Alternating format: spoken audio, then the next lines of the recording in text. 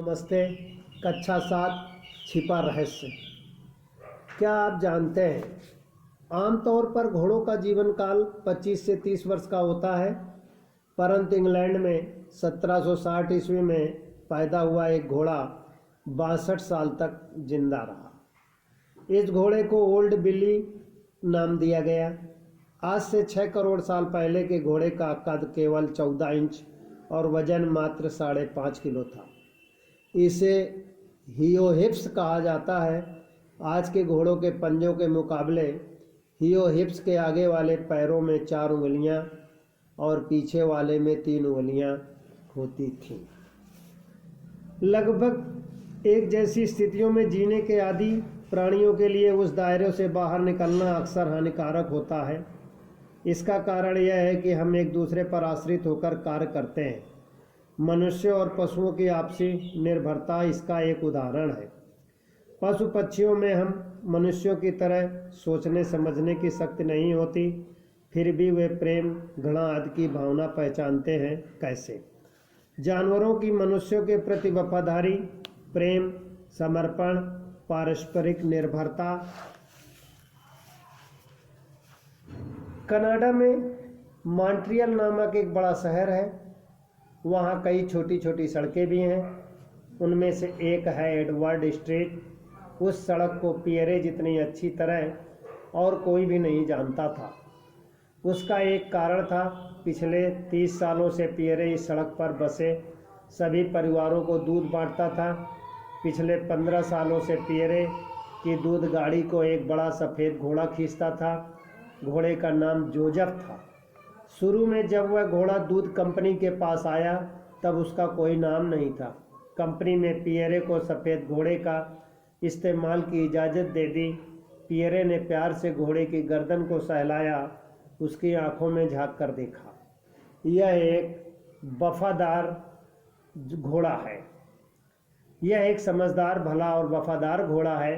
Pierre ने कहा, मैं इसका नाम संत जोजफ के नाम पर रखूँगा क्योंकि वह एक नेक और दयालु इंसान थे।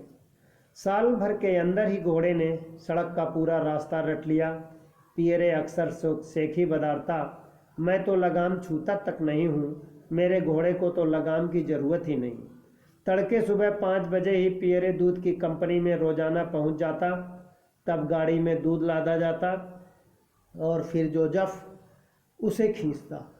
पियरे अपनी सीट पर बैठते ही जोजफ को पुचकारता और घोड़ा अपना मुंह उसकी ओर घुमा देता।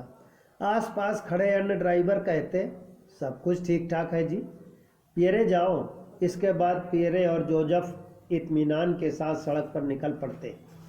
पियरे के इशारे के बिना ही गाड़ी अपने आप एडवर्ड स्ट्रीट पर पहुंच जाती।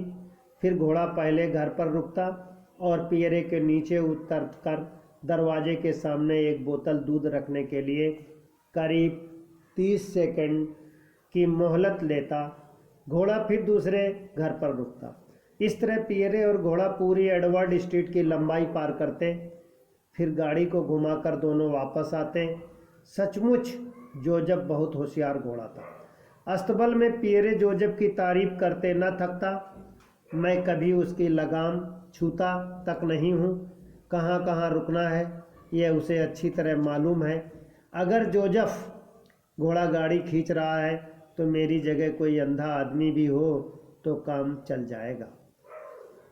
प्रस्तुत पाठ में पाठ संख्या 14, प्रश्न संख्या 111। प्रश्न इस प्रकार है, कनाडा में शहर का क्या नाम था? उसमें से उस गली का क्या नाम था? पियरे क्या काम करता था? चौथा प्रश्न है, घोड़े का रंग कैसा था और पियरे ने उसका क्या नाम रखा? पियरे ने क्यों कहा कि एक समझदार घोड़ा है? संत जोजफ कौन थे? घोड़े की दूध रखने में कितने सेकंड की मोहलत की आवश्यकता पड़ती थी?